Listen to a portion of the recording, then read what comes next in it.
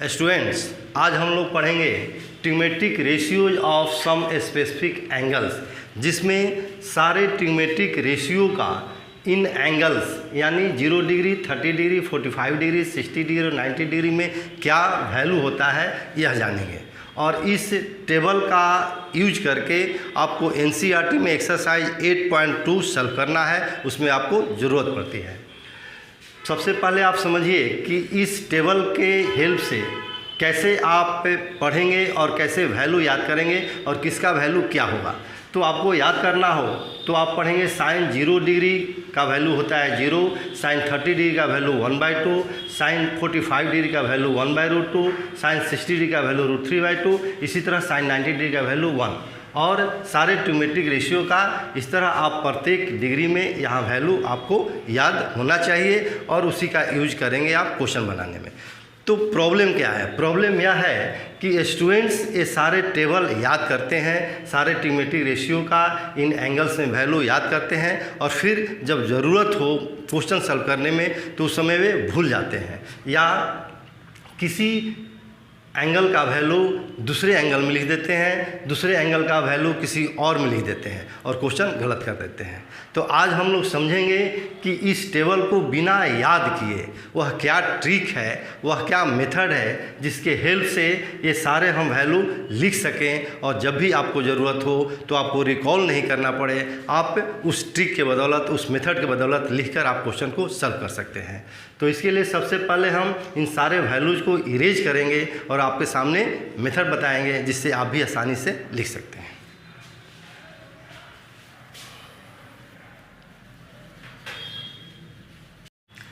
इस तरह हमने सारे वैल्यूज़ को इरेज कर दिया। अब साइन का वैल्यू लिखने के लिए सबसे पहले हम 0 से स्टार्ट करेंगे। यहाँ लिखेंगे 0, 1, 2, 3, 4। 0 से स्टार्ट करके हम 4 तक गए और अब प्रत्येक जो नंबर है इसको हम अंडर रूट कर देंगे, अंडर रूट में लिख देंगे √0, √1, इसी तरह ये √2, √3 और √4। अब प्रत्येक वैल्यू को 2 से डिवाइड किया जाएगा।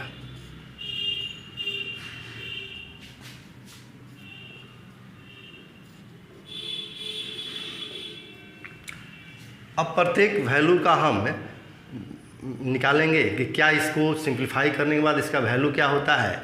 तो √0 मीन्स 0, 0 का जब स्क्वायर रूट आप निकालेंगे तो उसका वैल्यू होगा 0 और 0 डिवाइडेड बाय एनी नंबर तो इसका वैल्यू होता है 0। √1 यानी 1 का स्क्वायर रूट निकालेंगे आपका तो वैल्यू होगा 1 और 1/2 इसका वैल्यू हो गया 1/2। इसी तरह है जब √2 से 2 को डिवाइड करेंगे तो यहाँ पर कैंसिल होगा, बचेगा √2 तो इसका वैल्यू हो गया 1/√2। यह तो ज्यों का त्यों होगा, यहाँ तो कोई कॉमन फैक्टर नहीं है। √4 का वैल्यू यहाँ होता है 2 और 2/2 जिसका वैल्यू हो गया 1। इस तरह है साइन का प्रत्येक एंगल में जो वैल्यू होता है वह हमारे पास आ गया। Sine 0 degree 0, sine 30 degree 1/2, sine 45 degree 1/√2, sine 60 degree √3/2, sine 90 degree 1। तो अब आपको साइन का वैल्यू जब भी लिखना होगा याद करने की ज़रूरत नहीं है। आप 0 से लेकर 4 तक 0, 1, 2, 3, 4 लिख देंगे, सबको स्क्वायर रूट कर देंगे और 2 से डिवाइड कर देंगे। सिंप्लीफाई करने के बाद जो प्रत्येक एंगल का जो नीचे जो वैल्यू है वही साइन का, वह वैल्यू उस एंगल का वही पार्टिकुलर वैल्यू होगा। इस तरह जब कॉस का वैल्यू लिखना हो तो कॉस में 0 डिग्री का जो वैल्यू होता है, साइन का 90 डिग्री का जो वैल्यू है वह कॉस 0 डिग्री में हो जाएगा। साइन 60 डिग्री का जो वैल्यू है कॉस 30 डिग्री में। इसी तरह 45 डिग्री का वैल्यू 45 डिग्री में ही और यह वैल्यू 30 डिग्री का 60 में हो जाएगा और 0 डिग्री का जो वैल्यू है वह हो जाएगा 90 डिग्री में। यानी कॉस थीटा का जो वैल्यू है, कॉस ए का वैल्यू कॉस 0 डिग्री का 1, cos 30 डिग्री 3/2, यहाँ 1/√2, 1/2, 0। इस तरह आपके सामने साइन और कॉस दोनों का वैल्यू आ गया। जब tan का वैल्यू लिखना हो तो tan का जो फार्मूला होता है वह होता है साइन बाई कॉस। तो tan A = sin A by cos A हो गया। तो sin A by cos A हो गया। तो tan 0 डिग्री का जब वैल्यू लिखना है तो sin 0 degree by cos 0 degree. तो साइन 0 डिग्री का वैल्यू 0 है, कॉस 0 डिग्री का वैल्यू 1 है, तो tan 0 डिग्री का हो जाएगा 0/1 यानी 0। इसी तरह tan 30 डिग्री का वैल्यू 1/2 डिवाइडेड √3/2, 2 कैंसिल हो जाएगा, बच जाएगा 1/√3। tan 45 डिग्री का वैल्यू, दोनों को डिवाइड कर इसको इससे डिवाइड करेंगे, सेम क्वांटिटी है तो डिवाइड करने पर रिजल्ट आएगा 1। जब tan 60 डिग्री का वैल्यू लिखेंगे तो या इसको इससे डिवाइड करेंगे, 2 कैंसिल हो जाएगा, √3/1 यानी √3। और tan 90 डिग्री 1/0 का मतलब होता है नॉट डिफाइंड। किसी भी नंबर को जब हम 0 से डिवाइड करते हैं तो हो जाता है नॉट डिफाइंड, क्योंकि मैथमेटिक्स में 0 से डिवाइड करना अलाउड नहीं है। इस पर हमने एक सेपरेट वीडियो बनाया है, इन्फिनिटी और नॉट डिफाइंड में अंतर क्या होता है, उसे आप देखेंगे तो क्लियर हो जाएगा। अब कॉसेक ए का वैल्यू लिखना है, तो कॉसेक ए जो है वह साइन ए का रेसिप्रोकल होता है, यानी 1/sin A = cosec A.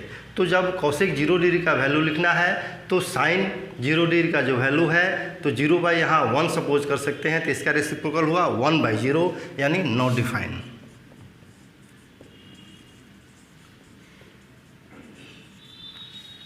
Cosec 30 degree 1/2 का रेसिप्रोकल 2, 45 डिग्री 1/√2 का रेसिप्रोकल √2, और इसका रेसिप्रोकल हो जाएगा 2/√3, और इसका रेसिप्रोकल 1 का 1।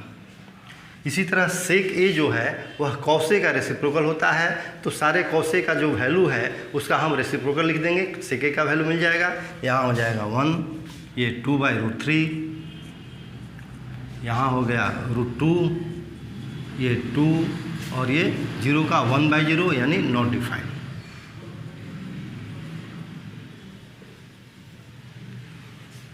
कॉट जो है वह tan का रेसिप्रोकल होता है, तो जो भी tan का वैल्यू है उसका रेसिप्रोकल आप समझ रहे होंगे। जैसे 1/√3 का रेसिप्रोकल होता है √3/1, यानी डिनोमिनेटर न्यूमरेटर के पास, न्यूमरेटर डिनोमिनेटर के पास। 0 का रेसिप्रोकल लिखना हो तो यहाँ हम 0/1 लेकर लिख सकते हैं, 0/1 का रेसिप्रोकल 1/0, और 1/0 होता है नॉट डिफाइंड। तो यहाँ कॉट 0 डिग्री हो जाएगा नॉट डिफाइंड,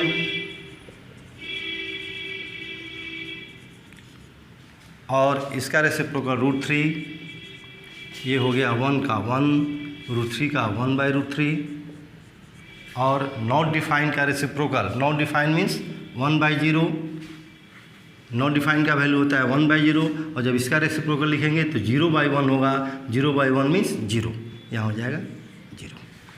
तो इस तरह आप इस सारे टेबल में जो ट्रिग्नोमेट्रिक रेशियो का प्रत्येक एंगल का जो वैल्यू है उसे बिना याद किए आप अपने से क्रिएट कर सकते हैं, लिख सकते हैं, जिससे आपको जब मैथ बनाना हो तो कहीं कोई कन्फ्यूजन न रहे, कहीं आपका मैथ गलत न हो जाए, इसका हेल्प लेकर आप मैथ सॉल्व कर सकते हैं।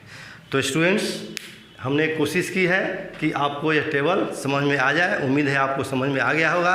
नेक्स्ट वीडियो में हम लोग डिराइव करना सीखेंगे कि प्रत्येक के जो एंगल का वैल्यू होता है ट्रिग्नोमेट्रिक रेशियो में उसे ज्योमेट्रिकली किस तरह डिराइव करते हैं। तब तक के लिए थैंक यू। तो मिलते हैं नेक्स्ट वीडियो में नए वीडियो के साथ। Thank you.